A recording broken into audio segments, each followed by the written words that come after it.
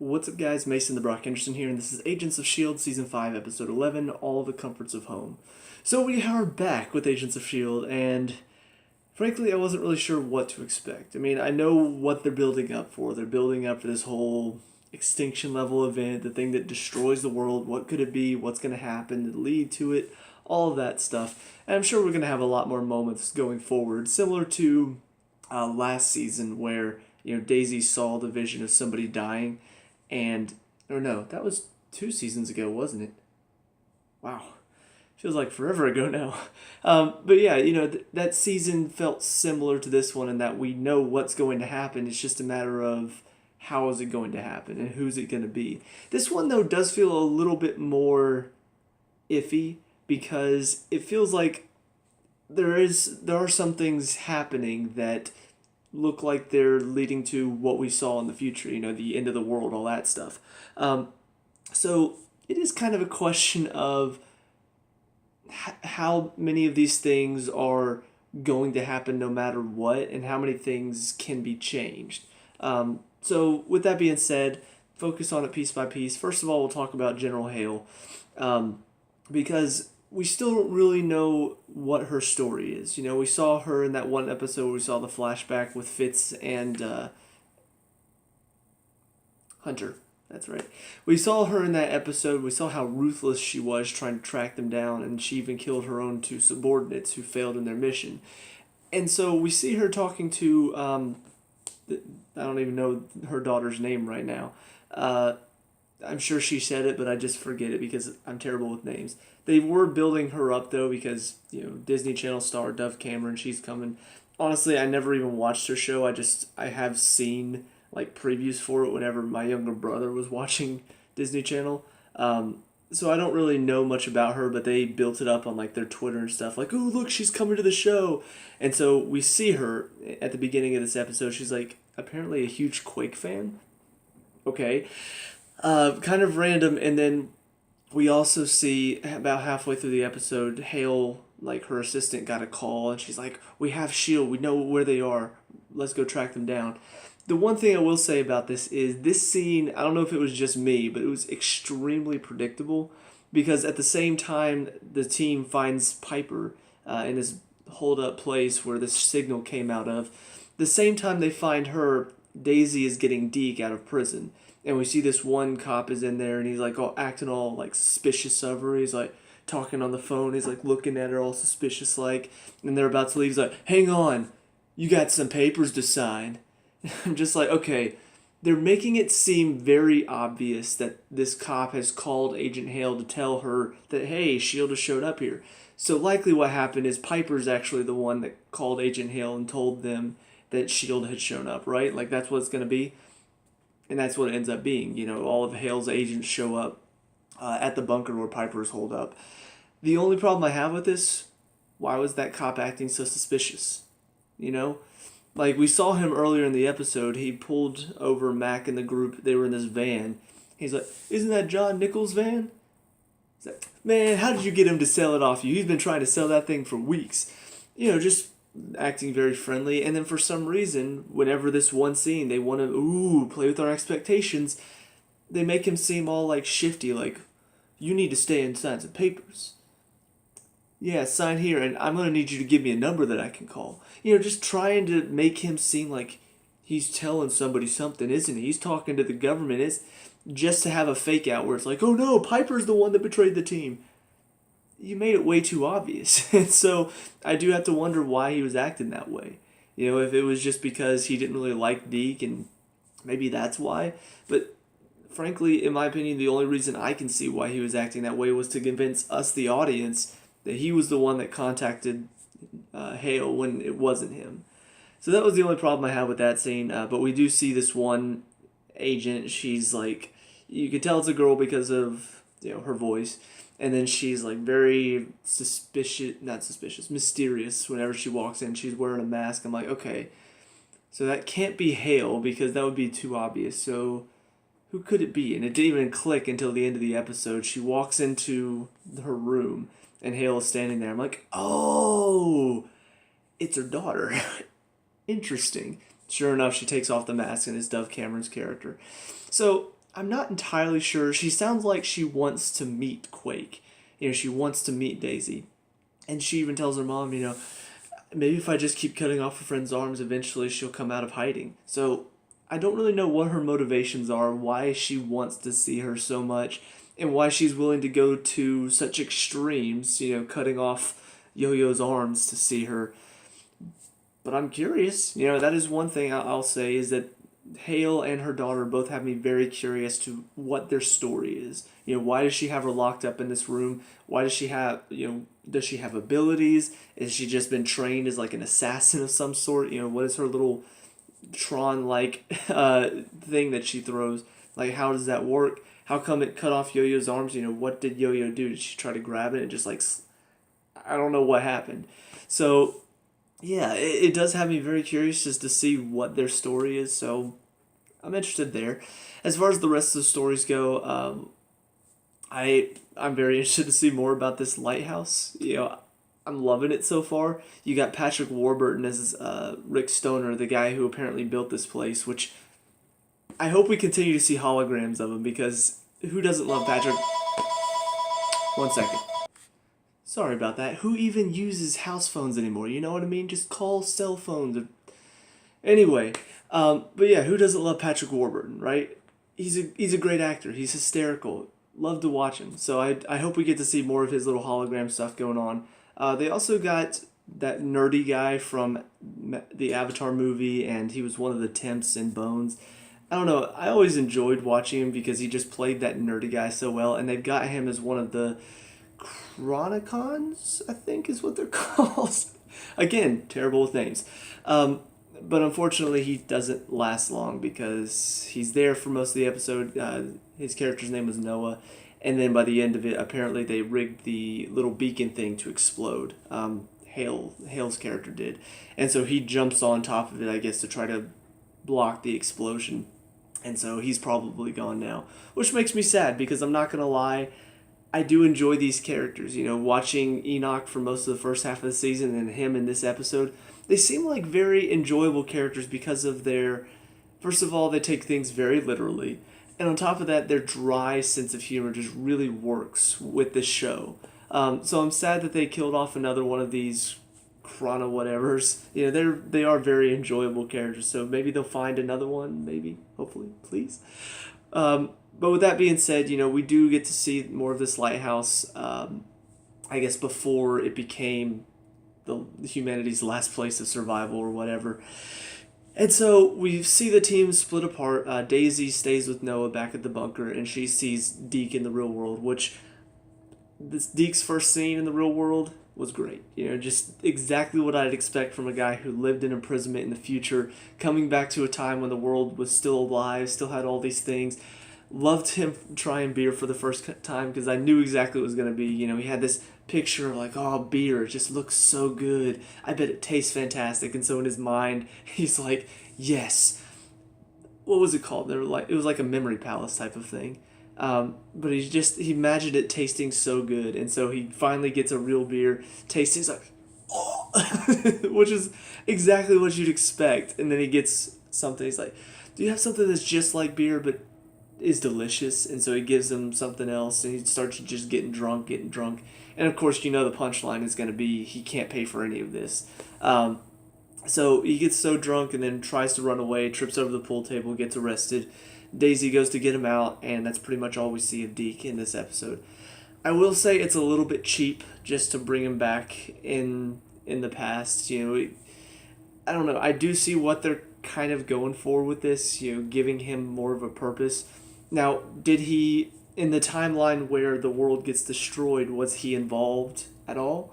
Because we never really hear about that, whether or not he was involved. We didn't hear about any of that when it came to seeing the flashbacks in, what was that, 2 episodes ago? So I'll be curious to see how much of a role he plays in this. Maybe he's a wild card that wasn't supposed to happen. He wasn't supposed to be brought back in time, but now that he has, maybe he can help him save the world. Or maybe he's going to do something that ends up causing it, and it's going to be kind of an irony thing. Like, he was blaming Daisy early on, oh, you're the one that destroyed the world, and he actually had a hand in it too. But I will say, it kind of felt like they were playing out the whole like he and Daisy didn't really get along, but they're both good looking, so maybe they're gonna hook up thing. They never really did. In the first half of the season, there was still not really much chemistry between them by the end of the first half of the season. But now that he's here, I feel like they're gonna start playing that up again. And frankly, whenever shows do this, have two characters, oh, I hate you too, hook up. I don't like it. Supergirl did that with Jimmy and Lena. Arrow's done that several times. I'm trying to think. There are a couple other shows that have done that. I don't remember now. I feel like this show has done that before. Like had a couple characters that started off hating each other. I guess they kind of did that with Daisy and Ward a little bit in the first season. They didn't really get along at the beginning. They seemed to hate each other. Then by the end of it, they hooked up. But I'll say they did give them time to sort of work things out. They gave them time to understand each other more, and that's where it came from. With Deke, we still don't really know much about him. We don't know much about his parents, why he does what he does. We know a little bit, but we still don't really know much about his personality because it seems like he's pretty shady. So if they start doing that, I'm not really going to get on board with it. It's just going to be something I'm like, whatever. They want to have romance. This is what they're going to do for romance because for some reason they don't want to carry all the way through with Coulson and May, but they will with Daisy and anyway. So with that being said, look at the other side of the team. And of course, they're going to find this beacon that apparently was used before by Hive to call the Kree down to Earth. And so they get there, and like I said, Piper's there, and like I said, she has called Agent Hale to let them know that S.H.I.E.L.D. was there. And so all these agents are coming in, and Dove Cameron's characters like kill them all, and so they are about to shoot. Yo-Yo uses her abilities to take all their guns away, start fighting, keep fighting, and then Piper eventually says, all right, I'll help cover you, realizing that Hale has kind of betrayed her because, the orders were don't kill, just capture. And so because Hale kind of went back on it, Piper's like, okay, I'll help you guys get out of here. And so, like I said, fighting, and then all of a sudden Yo-Yo goes to, I guess, save Mac, because Dove's character, like, grabs this Tron-looking thing, throws it, and then Yo-Yo, like, uses her powers, and you hear the slicing sound, and as soon as that happened, it kind of hit me. I'm like, oh yeah, her future self were missing her arms, wasn't she? And sure enough, they zoom out, and both of her arms are gone, and blood's just dripping from it. Seeing it happen, I'm just like, oh my god. Like, it's one of those things where seeing the future her missing arms was like, oh, that's going to happen at some point. Realizing that it happens in this episode, I'm just like, wow, that did not take much time at all. And honestly, honestly, I don't really remember the flashbacks, but I kind of have to go back and watch now and see if maybe she was missing her arms in those, because I don't seem to remember that. But yeah, so Mac, bundles her up, tries to keep the bleeding from happening. They carry her back to the Zephyr, they fly back to the base, and Simmons gets to work on her. And of course, we don't know what happens by the end of it. So that's pretty much all for this episode. Just a few other things. We see Coulson still dealing with whatever this illness is, and Yo-Yo, she wants to say something about it, but doesn't. Mac is trying to figure out, but she doesn't really tell him, and he, of course, tries to comfort her. Oh, that future Yo-Yo, maybe that was just a ploy by whatever his name was. God, I've already forgotten his name, too. Jeez, I gotta do better at remembering names. But he's not convinced that the future Yo-Yo, wasn't just some sort of ploy in place to make them confused and try to keep them from figuring things out. So, they're not really sure what's going on, but of course Yo-Yo, whenever her arms gets cut off, that's when she's like, things are playing out just like I saw, just like she said. So, very curious to see what's going to happen next. Like I said, are Yo-Yo's arms getting cut off? Is that something that was always going to happen? Or is there a future where that doesn't happen and then that future doesn't lead to the end of the world type of thing? Or is this something where even though it happened, they can still find a future that doesn't end with the world ending? Don't really know, but I'm definitely looking forward to seeing what's going to happen next. And, the episode pretty much ends with, Noah putting himself on top of the bomb before it explodes. So don't know how much of the explosion, how much it rocked. It did explode right next to the 3 monoliths that they had there. I don't know what these monoliths do. One of them looked like the time one of them looked like the one that they had originally, and then one looked like one I'd never seen before.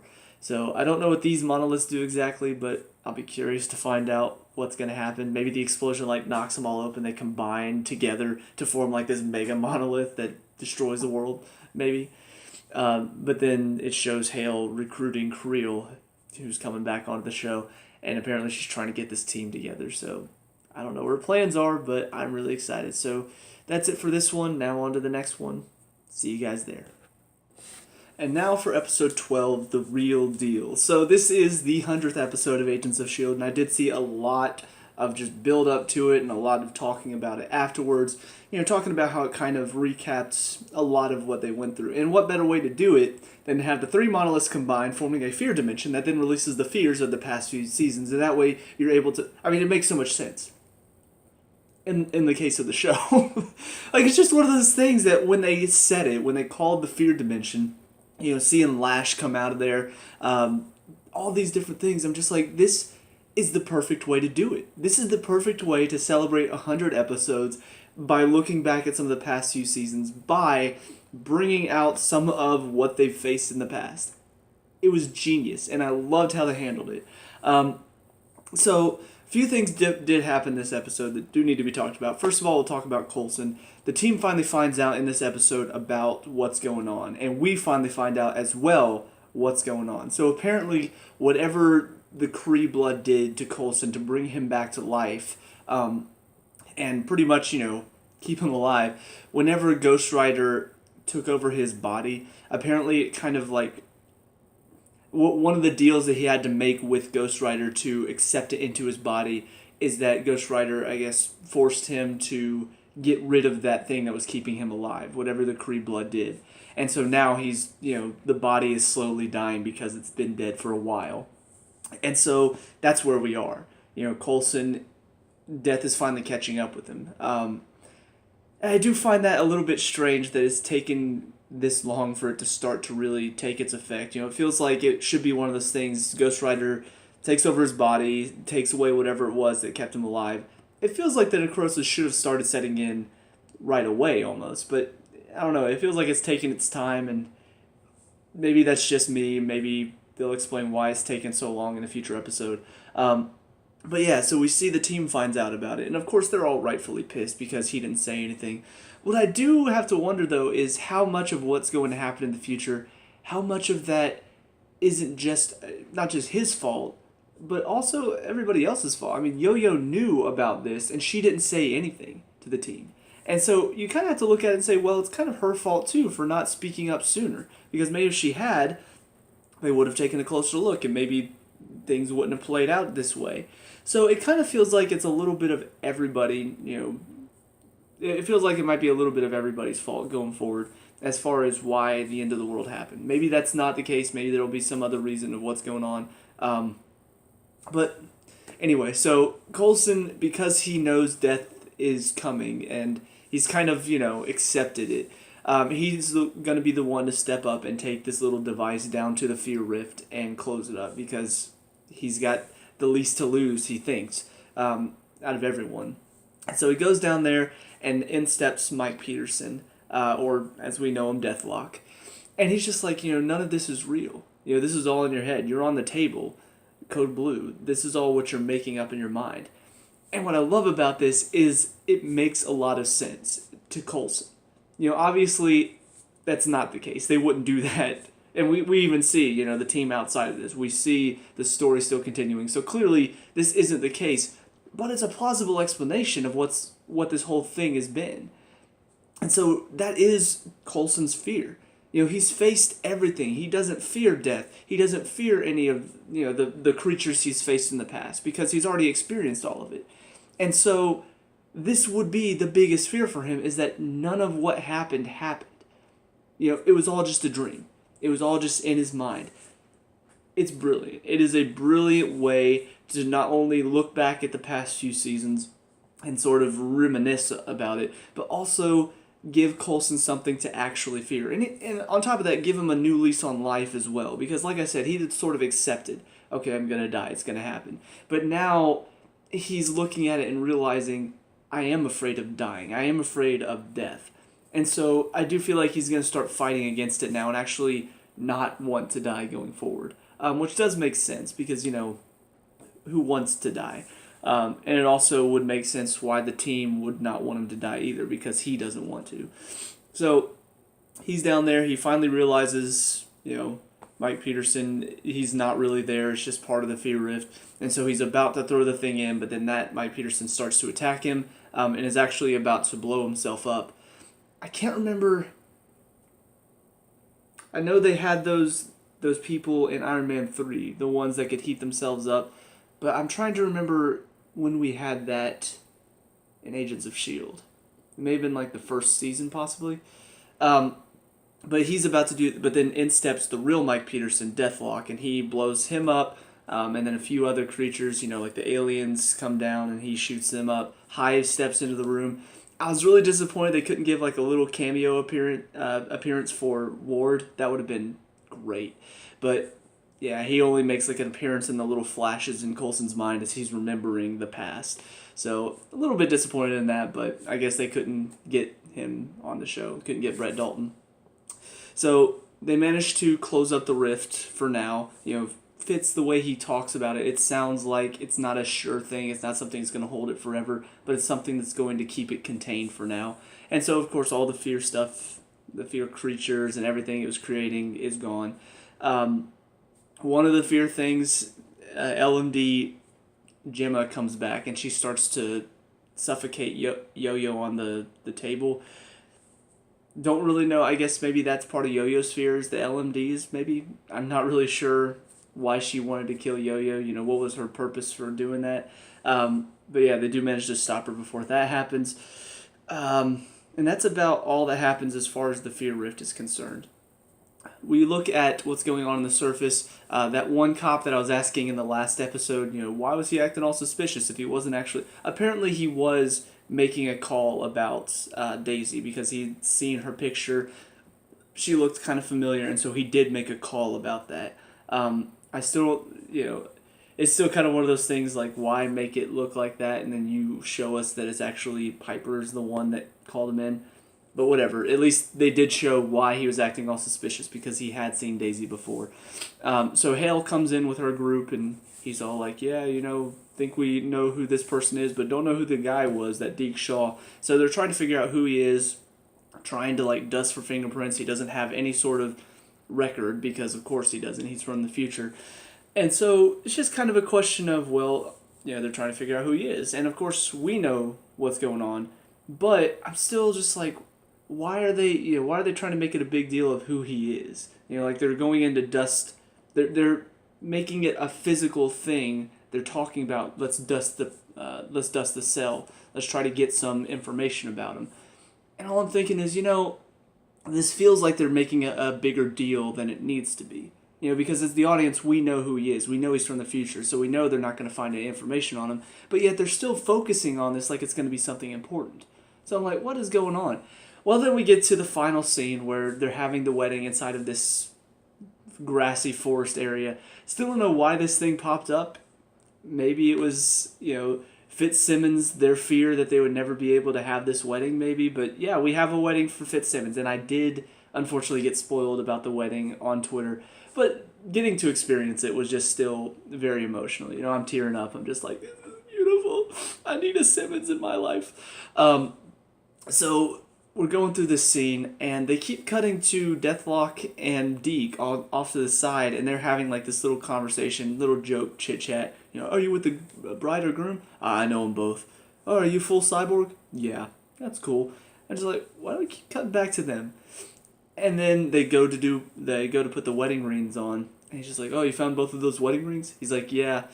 Apparently people pawn them off for cheap. For Fitz, I had to find one that would fit his little boy finger, but for Simmons, I found this one ring. It looks similar to the one that my grandmother used to wear. I'm like, wait, what? What did he just say? And then they cut to the outside world, and they've apparently gotten some DNA from Deke. It's like, well, we couldn't find anything on him, but we did find a genetical match. It's like, well, to who? Well, actually, to two people. I'm like, oh my lord. You pulled a quick one on me. I knew that was going to mean something. Holy crap. So apparently, Deke is the grandson of Fitz and Simmons. Surprise! I don't know if they're ever going to find out, like, maybe whenever they come to attack or something, they're just like, oh, we found your grandson too. It's like, grandson? Spoil the surprise for them or something like that. But at least it does show that Fitzsimmons did have a kid, so that means they are going to at least form a family together, so that's nice, because I was worried that Gemma might die before they get to spend any time together as a family, because the flashback showed me just Fitz upset about Gemma, so it's a positive going forward. But yeah, so that's the big note that they leave us on, is that Deke is the grandson of Fitz and Simmons. And of course they end with the wedding, because it's a happy note. And frankly, based on what I expect by the end of the season, it's nice to end an episode on a happy note, because I doubt it's going to happen much more often throughout the rest of the season. I feel like most of the episodes are going to end on, this sucks, oh no, more shit happening, more crap, more stuff, more bad things. That's what I feel like is going to happen going forward. And so for the 100th episode, why not end on a happy note of the wedding? Great thing to end on.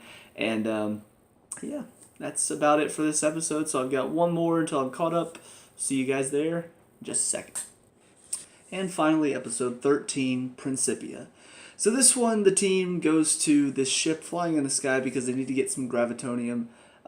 Basically, they're just trying to find a way to conceal this fear rift from getting any more out of control, because the little device that Fitz made isn't really keeping it like under wraps. It's something where it's doing its job and that it's not letting it just explode and let fear into the world, but it's not really keeping it completely in check. In fact, in this episode, we do see it does have a little bit of a moment where it sort of erupts and lets some fear out before it goes back to being normal.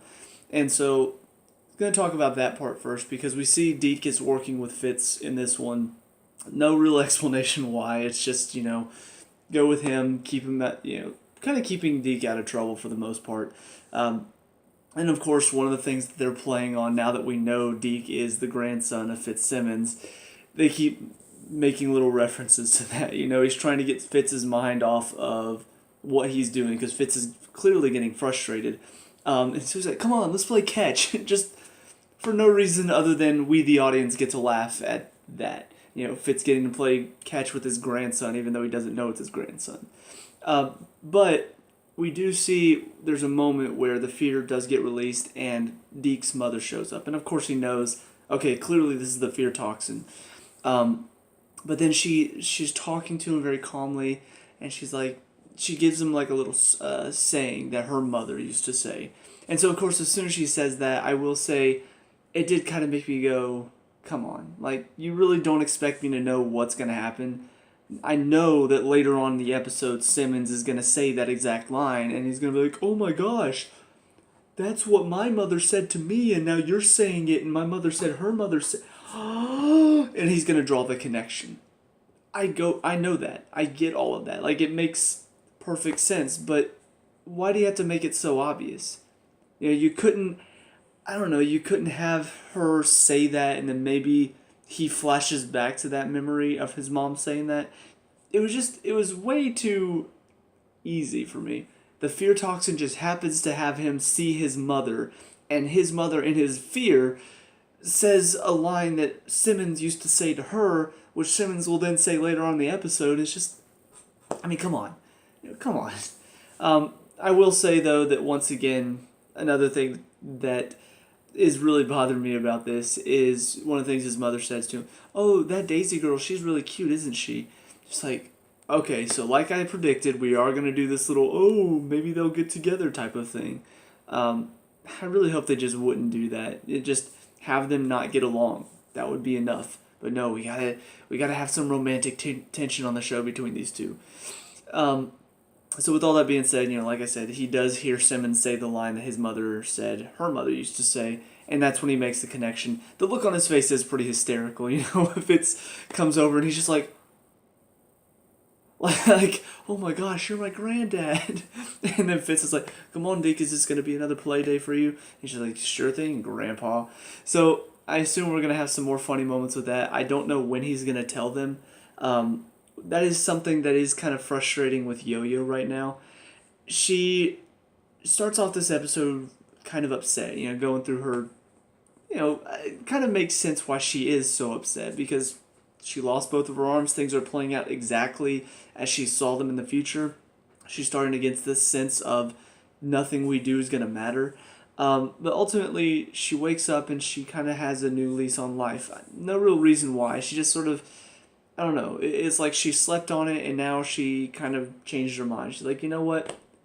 I was in a funk yesterday. I feel bad about it. I'm sorry. Maybe we'll find out she was on her period. Wouldn't that be funny? Like, just in this show, wouldn't it feel kind of natural for Marvel to do something like that? Like, Yo-Yo, I don't understand. Yesterday you were so upset. Why are you... Sorry, guys. It's my time of the month. That's the explanation. Everybody's like, oh, okay. We understand. Not the losing her arms, not any of that. It's just that's the reason why. Anyway, but she does wake up and she has sort of this new opinion. Like, okay, maybe we can change things. Maybe things can work out for the better, which is great. But she still doesn't say anything about what her future self said about trying to save Coulson's life, how that is what causes the end of the world. Why? I don't understand that. Like, even if it's a lie, who cares? Just mention it. Look, I talked to my future self. She told me some things. She was missing both of her arms, so clearly that is a future that is possible right now because I'm missing both of my arms. One of the things she told me, we try to save Coulson's life, it ends the world. Because we see at the beginning of this episode, it's already starting. Daisy and May are talking about looking into these other Hydra doctors who helped keep John Garrett alive back in like the first season. Clearly, that may have something to do with it. Maybe this doctor does something that releases some sort of toxin that starts spreading over the world and creating something, or maybe they decide to call the Kree back down because they think, oh, hey, let's call the Kree back, we can kill one of them, use their blood to get Coulson to come back to life. And then the Kree start attacking the world, and then Daisy, thinking, well, we need to get rid of the Kree, thinks to destroy the world. I don't know how it's going to happen. We still don't know how it's going to happen. But Yo-Yo says that they make a decision to try to save Coulson's life, and that is what leads to the end of the world. Our Yo-Yo, present Yo-Yo, hasn't said a thing about it. And all I can think is, why? What in her mind makes her think, hey, maybe I shouldn't tell the team about this? Because, I'm sorry, even if I deeply respected somebody, even if there was somebody in my life that I couldn't imagine life without. If somebody came to me and said, look, you try to save their lives, the world is going to explode. And that is my one goal, is to keep the world from exploding. I'd be like, look, I'm sorry, nothing against you, but it's to save the world. I gotta let you die. But no. For some reason, Yo-Yo just doesn't care. She's just like, yeah, whatever. My future self said that, but I'm just not going to tell anybody. I'm going to keep it to myself. I'm sorry, that decision doesn't make sense to me. And they still haven't said why. Like, I wish at least talking to herself, give us a reason why she's not doing it. Tell us why Yo-Yo is making this decision. Even if it doesn't make sense to me, if you at least give her a reason why, I'll be okay with that. But they're not. They're just making her stay silent and not telling us why. And it's frustrating. Because I'm sitting there thinking, hey, Yo-Yo, you know what's going on here. Hey, Yo-Yo, you know what's happening here. Hey, Yo-Yo, Coulson just told them he's dying. Why don't you say something? But no, nothing. So that is the one thing that I am extremely frustrated about is Yo-Yo. The Deke stuff, I mean, that type of thing where it's blatantly obvious what they're doing with the whole seeing his mother and all that stuff. I don't really have that much of a problem with it, Shows get obvious sometimes. That's fine. But it is one of those things where I wish they could have done it in a bit more of a clever way for him to find out that they are his grandparents. And then, what was the other? Oh, talking about the little team that's forming. Because basically, I mean, that's pretty much it. They go get the gravitonium off the ship, and then that's about it. Matt comes back with one of the robots. They don't really show him getting off the ship for some reason. I don't know why. he does have this friend. I found some of this very funny. He has this friend, strangely enough, Gary Busey's son. I don't know what it is, but I've seen him now in two shows that I watched recently. Thankfully, in this one, he was not nearly as annoying as he was in NCIS. But anyway, but they used to hang out back in the day, and Mac was like the goody two shoes, which totally makes sense. And now, of course, Mac is a little bit more of a badass, so he's just like, this is not the Mac I knew at all. So it's kind of funny to see, the camaraderie between two old friends. But like I said, they go get the gravitonium off of this ship that they can now use to help power Fitz's device, and Mac brings back a robot that will, I suppose, allow them to transplant them onto Yo-Yo's arms and let her use these robotic arms. So that's pretty much all that happens with the team. We see on the other side of things, Alex, Von Strucker's kid, he's in this mental institution, and they're trying to help him because apparently he has the ability to remember everything. Like, not just, oh, I have a photographic memory. No, he remembers everything that he's experienced. Every word, everything that happened, like to a T.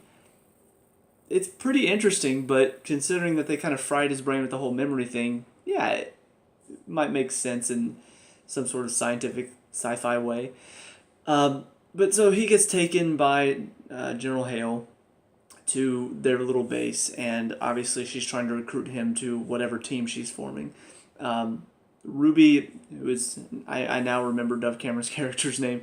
Ruby is on the team, and then they've got Creel on there as well. I don't know who else they plan to go get, but I assume she's trying to form this team that will, I don't know. She says she wants to make a new world. It sounds like Hydra, but she says it's not Hydra, but then she says make a new world, and I imagine Hydra. I still don't know what her plans are, but clearly we see she did have some friends in Hydra back in the day. She wasn't really a Hydra agent, but she did help them. So she's pretty evil. And that's where I kind of wonder what that little conversation between her and Ruby at the beginning of the second half of the season was, where she's like, are you a good guy? S.H.I.E.L.D., they're the bad guys now. Does that make us good guys? I'm just like, if you truly follow Quake and S.H.I.E.L.D. and all this stuff, you would know that S.H.I.E.L.D. are the good guys and Hydra's the bad guys, and your mom helped Hydra, so clearly she's the bad guy, but whatever. But she's trying to keep Von Strucker at the base, and he, of course, doesn't want anything to do with it because he remembers her back, when his father was in charge, and she visited him a lot, and he's just like, I don't want anything to do with this, I want to be gone. And so then Hale asks Ruby to sort of convince him to stay. And so she goes in, kind of seductive, but tells him, this could be our team. We could just get her out of the way whenever the time comes. And so he decides he wants to stay. And then she asks, how did you get him to stay? Hale asks, how'd you get him to stay? And Ruby tells her, I just told him the truth. So clearly she's got a plan in mind. We've already seen she doesn't really like her mom. So I'll be interested to see kind of what her mom's plan is and then what her plan is whenever this team comes in formation. Like, what is the team being formed for? So what are her mother's plans? And are they the same as her plans, just she wants to push her mother out of the way and do it herself? That's where I'm still kind of confused, but once again, it's interesting. It's mysterious, and that has got me interested to see what's going to happen next. What is going to go on with this team? What are the plans put in place? And ultimately, how is the whole timeline thing going to happen? Is it going to play out exactly as we'd expect? Is it going to be different? Are there going to be some changes here and there? I don't know, but I'm really looking forward to it. So definitely set up for a good rest of the season. It's been very exciting, and I'm looking forward to seeing what else the season holds. So let me know what you guys think down in the comment section below. What were your thoughts over these 3 episodes? Let me know what you can talk about and discuss, all that good stuff. Leave a like and subscribe for future Agents of S.H.I.E.L.D. reviews, and I'll see you guys in the next one. Peace out.